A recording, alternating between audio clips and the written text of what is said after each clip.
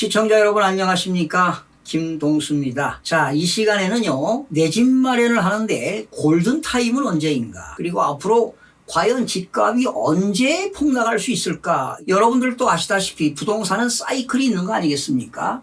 늘 부동산은 뭐 상승만 있는 게 아니라 상승이 있고 하락을 하기도 하고 또 보합세를 유지하기도 하고요. 늘 부동산은 변동이 있기 마련입니다. 그래서 이 부동산 사이클을 보게 되면은 침체기가 있다면 침체기를 거쳐서 하락기가 오게 됩니다. 또한 하락기가 계속 하락하는 거 아니죠? 하락기를 거쳐서 다시 회복기가 있다면 회복기를 지나서 부동산은 상승기를 또 맞게 되는 겁니다. 그래서 사이클은 4단계가 있습니다. 침체기, 하락기, 회복기, 상승기가 있기 마련인데요. 자, 지난 2008년 10년 전으로 돌아보겠습니다. 여러분 2008년도에 미국발 서프라임 모기지가 왔습니다. 그리고 2010년도에는 유럽발 재정위기가 온 거 아시죠? 그래서 2008년도 미국발 서프라임이 왔을 때 그 당시 우리나라의 4분기에 경제 성장률은 마이너스 3.28%를 기록한 바 있습니다. 그리고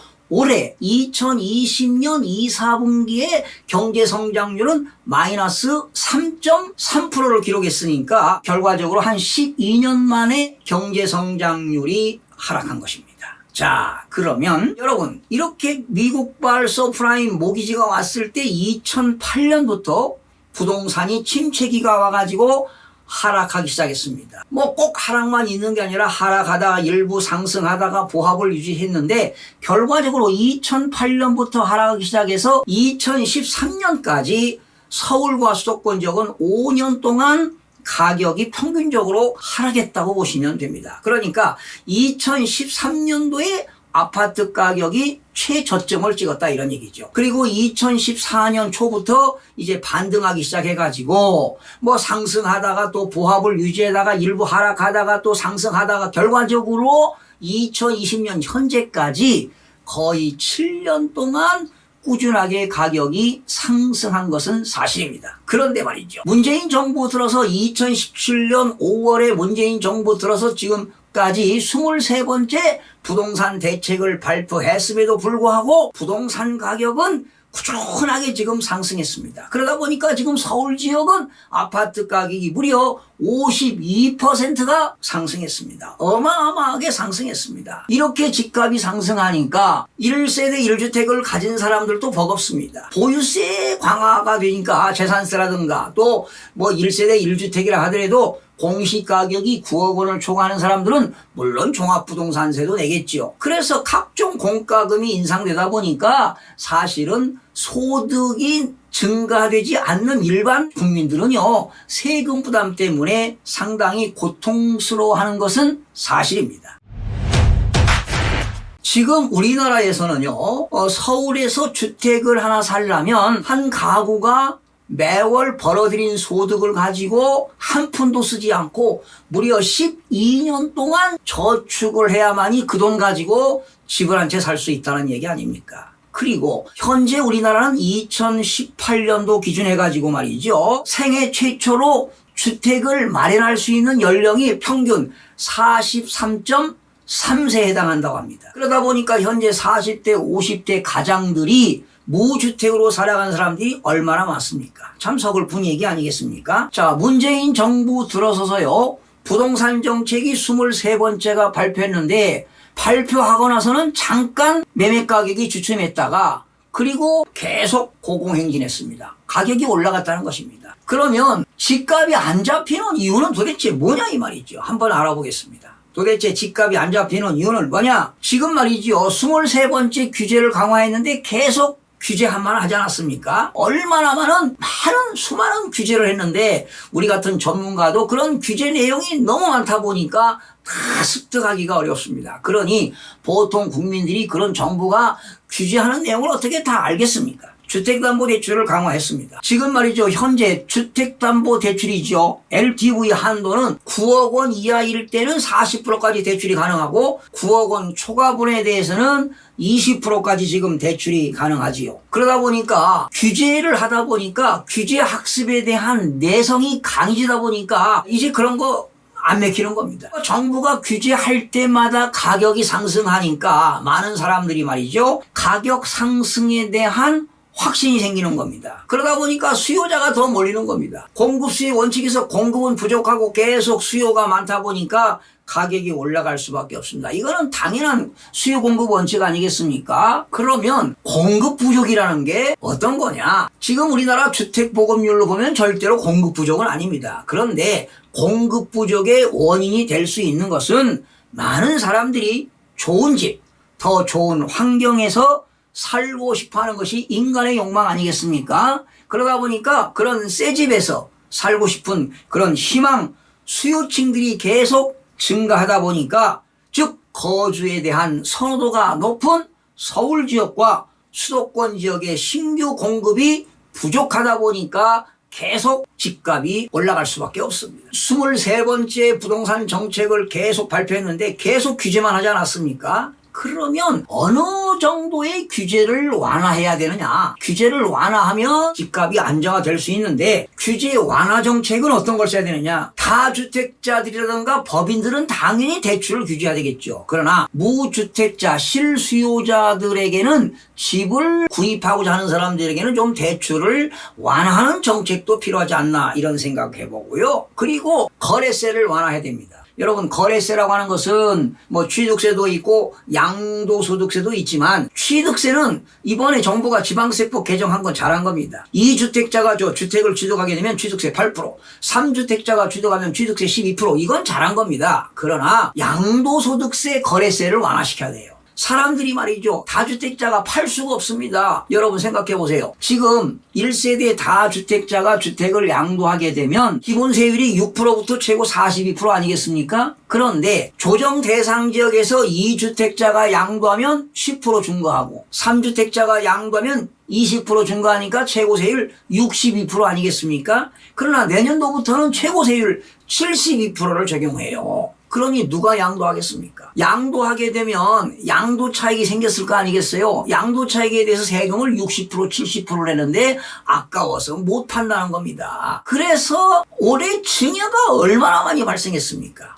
팔지 않고 다주택자들이 처분하지 않고 자녀들에게 다 증여한 거 아니겠어요? 아마 역대 올해 증여가 제일로 많이 발생했을 것입니다. 그래서 제가 볼 때는 보유세, 재산세와 종합부동산세는 더욱더 강화해야 됩니다. 올해도 종합부동산세가 인상이 됐지만은 앞으로 재산세와 종합부동산세는 공시가격이 인상되기 때문에 해마다 보유세는 늘어나는 건 사실입니다. 그런데요, 취득세는 중과를 하고 양도소득세는 좀 규제를 완화해야 된다는 겁니다. 그래서 다주택자들이 그런 퇴로를 열어줘야 돼요. 나갈 길을 열어줘야 됩니다. 그걸 열어주지 않으니까 다주택자들의 주택이 안 나오는 겁니다. 시장에 매물이 안 나오는 거예요. 매물이 잠기는 겁니다. 그래서 다주택자들에게 양도소득세를 좀 인하시키게 되면은 아마 비약적으로 매물이 증가할 거라고 봅니다. 자, 그러면 무주택자 입장에서는 말이지요. 정부가 취득세도 강화하고 보유세도 강화하고 양도소득세도 중과사니까 무주택자 입장에서는 잘한다 이렇게 박수 칠 수 있습니다만은 그렇지 않습니다.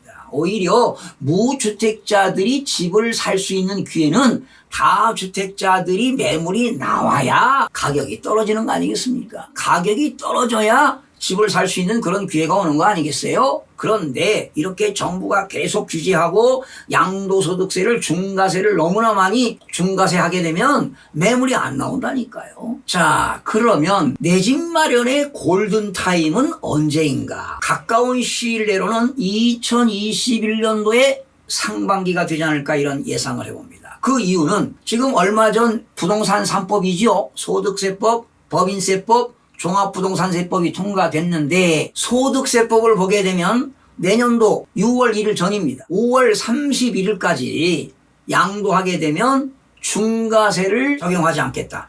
현재 중과세인데 내년부터는 1세대 2주택자가 조정대상 지역에서 양도하게 되면 20%를 더 중과합니다. 또 3주택자가 양도하면 30%를 더 중과하는데 현재 중과하는 제도를 하고 내년 5월 30일까지는 개정된 중과를 하지 않겠다는 겁니다. 그러니까 5월 30일까지 양도하면 개정된 중과를 안 하겠다는 겁니다. 그래서 재산세와 종합부동산세는 과세 기준일이 6월 1일이기 때문에 6월 1일 전에 처분하면은 재산세와 종부세 부담을 줄일 수가 있습니다. 아마 조정 대상 지역에서 2주택자가 종부세 3천만 원 나온다면 내년도에 가서는 종부세가 6천, 7천만 원 나옵니다. 해마다 종부세가 늘어납니다. 무려 1세대 3주택을 가지고 있는 사람이 종부세가 1억 원이 넘게 나올 수도 있습니다. 현실입니다.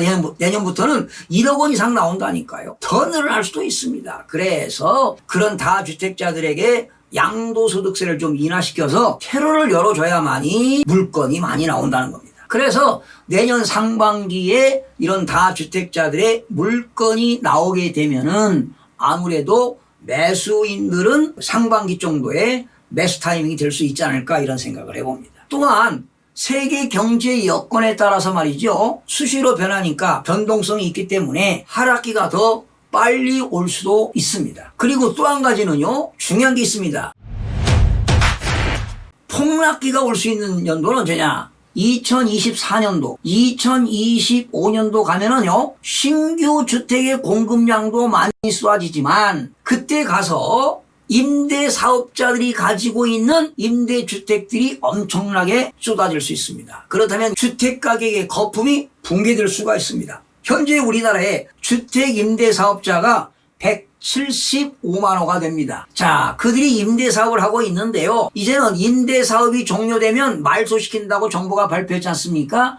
이제 2016년, 17년, 18년도에 임대사업 등록한 사람들이 얼마나 많았습니까? 그들이 임대사업 기간이 만료가 됩니다. 그러면 자동 말소되는 거 아니겠습니까? 그들에게는 혜택을 그동안 정부가 많이 줬어요. 임대사업 하게 되면 뭐 취득세도 감면했지요. 재산세도 감면했지요. 또 임대사업 하는 사람들은 종합부동산세 합산 배제시켰죠. 또 양도하게 되면 양도소득세 일부 감면도 해줬죠. 또 양도할 때 8년 이상 보유하면 장기보유 특별공제 50% 하고 10년 이상 임대사업 하게 되면 장기보유 특별공제를 70% 적용하는 그러한 많은 혜택을 준 것은 사실입니다. 그래서 앞으로는 혜택을 주지 않겠다는 거 아니겠습니까? 그런데 그들이 임대사업자들이 임대사업 등록이 말소되고 부동산이 나온다면은 어마어마한 매물들이 쏟아져 나온다는 것입니다. 그렇다면 수요는 한정되어 있는데 공급 물량이 쏟아지면 가격은 폭락할 수밖에 없습니다. 그래서 제가 볼 때는 2024년도, 2025년도 가면은요, 주택가격이 폭락기가 오지 않을까 이런 예상을 해봅니다. 그동안 정부가 말이죠, 23번째 부동산 대책을 발표했는데 정부가 국민들에게 신뢰성을 잃었습니다. 신뢰성을 상실한 겁니다. 그리고 정부가 어떤 정책을 수립할 때 말이죠. 일관성 있게 좀 해야 체계적으로 국민들이 알 거 아니겠습니까? 우리 같은 전문가도 말이죠. 수시로 한두 달에 한 번씩 정책을 발표하다 보니까 헷갈릴 정도입니다. 정말 어려워요. 그러니 그 내용을 다 어떻게 알겠습니까? 이해가 되겠습니까? 그리고 문제는요. 부동산 정책을 수립하는 그 입안자들이 말이죠. 일관성이 없고 그 입안자들이 수시로 바뀐다는 거예요. 그러니 수시로 내용이 바뀌는 거 아니에요? 이렇게 했다가 저렇게 했다가 다시 수정하고 말이죠. 보도자료 내고 말이죠. 이건 정말 한심합니다. 그러면 개인적으로 이런 생각해 봅니다. 감사원이 말이죠. 행정부의 그 행정 업무를 위반한 그런 정책 위반자들 말이죠. 감사도 한번 해볼 필요가 있습니다. 일관성이 없어요. 그때마다 찔끔찔끔 정책을 발표하다 보니까 말이죠. 피해는 누가 보느냐? 대한민국 국민들이 피해를 보는 겁니다. 그래서 감사원에서도 말이죠. 철저하게 감사를 한번 해볼 필요가 있다고 저는 과감하게 주장하는 것입니다. 정부는 지금도 아직 늦지 않았습니다. 이제 4년차 들어가고 있는데요. 문재인 정부에서 말이죠. 그동안 부동산 정책을 실패했다. 정말 실패를 인정한다 하고 남은 기간 동안 최선을 다해서 집값 안정화에 최선을 다하겠다. 정말 국민들 앞에 사죄하고 말이죠. 지금 현재보다 보유세를 더 강화해야 됩니다. 여러분, 현재 우리나라의 주택분 재산세는요. 1000분의 1, 1000분의 1.5, 1000분의 2.5, 1000분의 4 4단계 초과 누진세율인데요. 이거 개정시켜야 됩니다.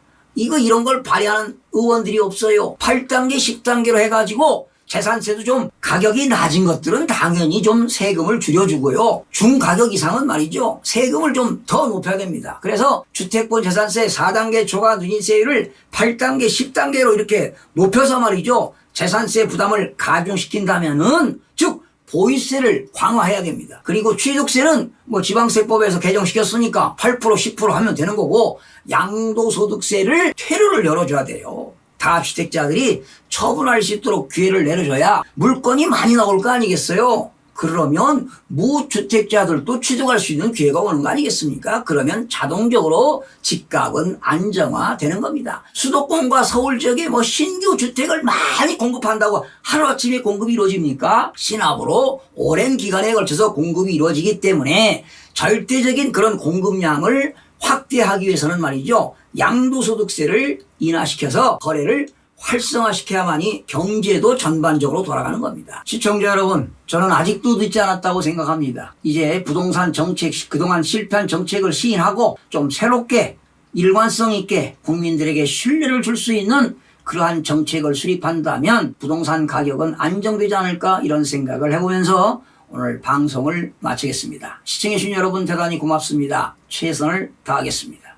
마음이 드셨다면 구독, 좋아요 꼭 부탁드리겠습니다. 고맙습니다.